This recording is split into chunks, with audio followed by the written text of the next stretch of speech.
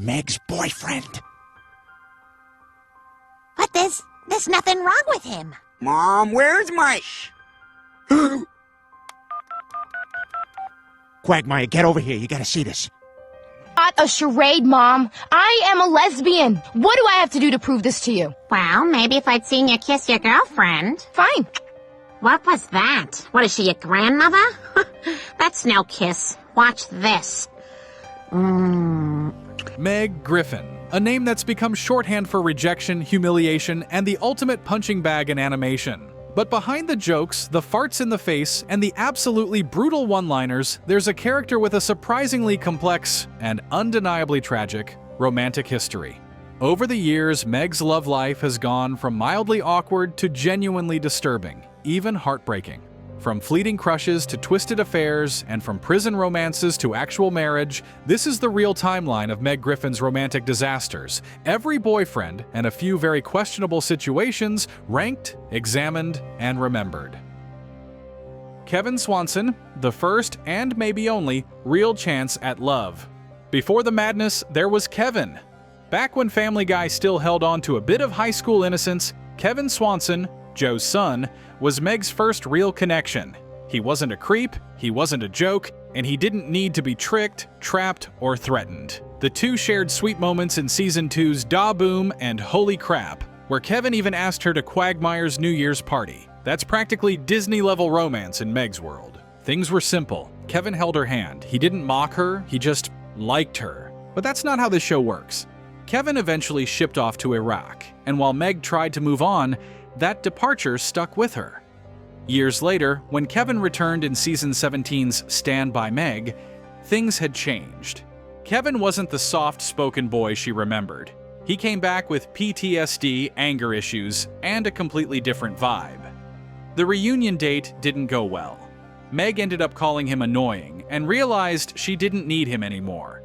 Closure came not through love, but by realizing that the pedestal she put Kevin on had long since crumbled. Still, in the pantheon of Meg's love interests, Kevin remains the one who got away before the trauma set in. Asked me to Quagmire's Millennium Party. I am so psyched. Finally get a date with Kevin, and he gets vaporized. Neil Goldman, the one who never took a hint. Neil's been around since the beginning. The dorky, eternally pimple-faced kid with a massive crush on Meg. It's the kind of unreciprocated love that would feel sweet if it weren't so exhausting. Neil doesn't flirt, he obsesses. And Meg? She can't stand it. Yet, there's this odd connection between them that never fully dies. They've kissed a few times, like in Season 2's The Kiss Scene Around the World, where a school news segment forced them into an on-screen kiss. And it wasn't awful, but it also wasn't real. Neil is the definition of nice guy syndrome. Believing his persistence earns him love. It doesn't. What makes Neil's obsession particularly tragic is how long it's lasted. After decades of rejection, he still hasn't moved on. And Meg, for all her loneliness, still prefers being alone to being with someone who doesn't actually see her, just a fantasy version of her that never existed. Where did you get that shirt? Neil's giving them out. Hello, lover. Neil, what are you doing? I'm not your lover. I don't even like you. Meg, I strongly suggest you hold my hand, lest you look like a slut. Listen, you freak. Tell these people that there's nothing going on between us. Oh, don't... Jimmy Fallon, a Hollywood hookup turned humiliation.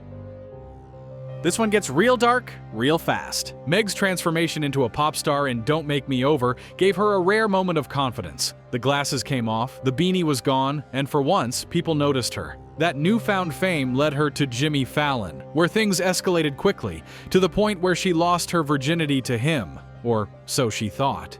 Turns out the entire affair was a setup. Fallon only went along with the charade to help launch an SNL skit. The band wasn't real. The romance wasn't real. But the heartbreak, that was painfully real. It's not just a case of a bad date. It's a public betrayal. A national humiliation wrapped in a joke.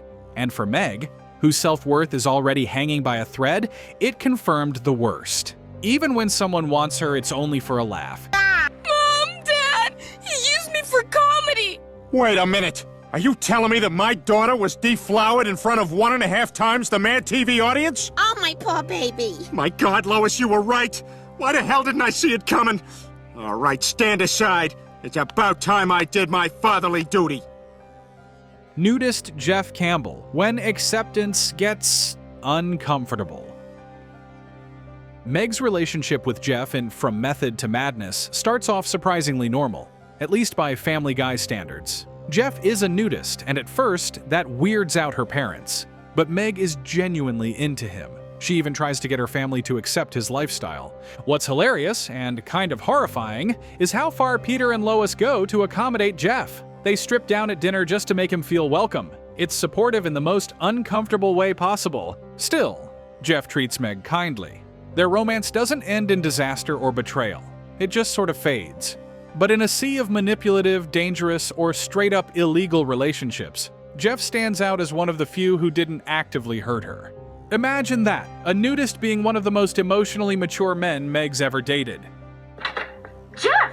What are you doing here? Look, I'm not supposed to see you. Your parents invited me. My parents? But they wouldn't. Yes, we would. Oh my god, what are you doing? We were wrong, Meg. If you like Jeff, we should give him a chance. Yeah, and we wanted him to feel welcome in our...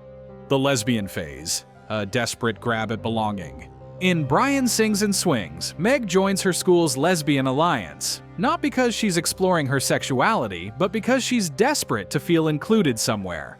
When Sarah, a member of the group, tries to kiss her, Meg is forced to admit the truth. She only joined to make friends. It's easy to laugh at the absurdity, Meg pretending to be gay for popularity, but look deeper and it reveals a deep ache. This wasn't about identity, it was about loneliness. When she wasn't accepted by boys or by her family, Meg reached for any form of belonging. And in the end, she was rejected again. Not for who she was, but for the lie she felt she had to tell to survive high school. Not a charade, Mom. I am a lesbian. What do I have to do to prove this to you? Well, maybe if I'd seen you kiss your girlfriend. Fine. What was that? What is she, your grandmother? That's no kiss. What? Brian Griffin, this one shouldn't have happened. No matter how many times this episode gets mentioned, it never stops being disturbing. In Barely Legal, Brian takes Meg to prom after she's left without a date. He's drunk, she's thrilled, and one poorly timed kiss later, Meg spirals into full-blown obsession. What follows is straight out of a psychological thriller. Meg tries to seduce Brian, then literally kidnaps him when he tries to back out. This isn't love. This is Stockholm Syndrome in reverse. Meg believed for once someone wanted her, and when that belief shattered, she panicked. It's a masterclass in emotional instability, and a brutal look at just how much damage years of abuse can do to someone's understanding of affection. You sure do, Meg. FYI, the carpet matches the drapes in color and quantity. You ever seen a blacksmith's apron? Michael Milano, the one she almost married. Here's a what-if that actually had potential. In Peter's Daughter, Meg falls into a coma, wakes up in a hospital, and meets Michael, a med student who seems perfect. They connect quickly. Meg even tells him she's pregnant, hoping to lock down the relationship. And Michael, he's supportive, loving, maybe too good to be true, and it was. Meg wasn't pregnant. It was a lie, one born of fear, not malice. But the damage was done. When she comes clean at the altar, Michael walks away. He doesn't yell, he doesn't berate, he just leaves. It's one of the rare times the show lets Meg almost taste real happiness, only to yank it away because she couldn't trust that someone might actually want her without a trap. You remember Michael Milano from the hospital? He's my date. Oh. Can you do me a favor? You see that fire extinguisher? Anthony, the one her mom tried to steal. It's hard enough being Meg, but it's a whole new level of messed up when her mom becomes her romantic competition. In Go Stewie Go, Meg brings Anthony home. A genuinely nice, normal guy. Lois, going through her own insecurities, seduces him. Let that sink in. Meg finally finds a decent partner, and Lois decides she wants in. The betrayal hits hard, not just because of the affair, but because it confirms what Meg's always suspected. Her family doesn't respect her or her happiness. And even when something goes right, someone close to her ruins it for their own selfish reasons. Anthony wasn't just stolen. He was a symbol of hope that Meg never got back. Meg's boyfriend. But there's nothing wrong with him. Mom, where's my... Quagmire, get over here. You gotta see this. Eli the Amish Boy, Love Across Worlds. Season 10's Amish Guy brings Meg to a whole new environment, one where her quirks aren't automatically mocked. Eli, an Amish teen, falls for her. She falls back. It's sweet, it's innocent, it's completely doomed. Eli's community rejects the relationship. His patriarchal father sees Meg as a corrupting force. And once again, Meg learns the same lesson. No matter how sincere her feelings, someone will find a reason to crush them. The cultural clash here isn't just religious, it's personal. Eli's love was simple. Meg's life was chaos. And in the end, simplicity couldn't survive in the whirlwind of Meg's world. For a fun evening, Eli. And thanks for being so nice to me. I think you are the most fascinating girl I have ever met, Meg. Here, I want you to have this. Your iPhone? Chad, cruise ship tragedy turned dark comedy. Yacht Rocky is the kind of love story that Family Guy weaponizes for shock value. Meg meets Chad on a cruise. They connect. For a moment, it seems like this could be something real. Then the boat capsizes. Chad gets decapitated. And Meg? She carries his body around the ship like a twisted fairy tale. It's absurd. It's horrifying. It's the ultimate example of how Meg's relationships always end in disaster, sometimes literally. Chad could have been the one. Instead, he became a tragic prop in another Meg meltdown. It's Chad! He's my boyfriend! We love each other! We said it and everything! A little help? Seymour, virtual boyfriend, real heartbreak. Season 20's bowling alley arc introduced Seymour, a guy Meg clicks with immediately. She even becomes his getaway driver during a robbery. It's Bonnie and Clyde. If Clyde got shot and it turned out none of it was real, the entire relationship was part of a virtual reality simulation. None of it happened, and yet Meg's feelings were real, because even in a fake world, she was finally chosen. What does it say when the best connection she's ever had was with someone who doesn't actually exist?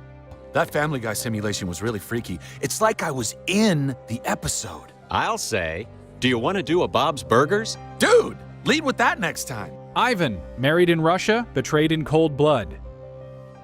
Yes, Meg actually got married in Russia to a hacker named Ivan. During a two-part arc, Meg falls for Ivan, gets swept up in the romance, and says, "I do." But the marriage crumbles when she realizes he only wanted a green card. So, in a rare moment of agency, she turns him in. The betrayal stings, but there's something empowering about this one.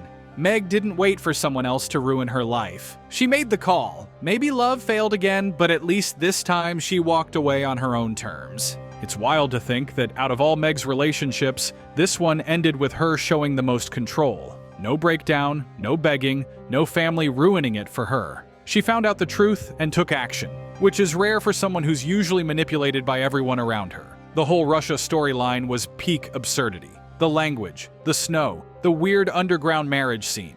And yet, Meg looked the most confident she's ever been.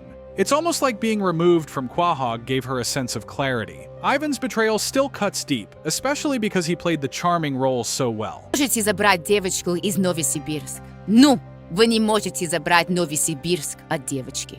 How do you know how to speak Russian? If you watch enough super dark videos on the internet, eventually you're gonna learn Russian.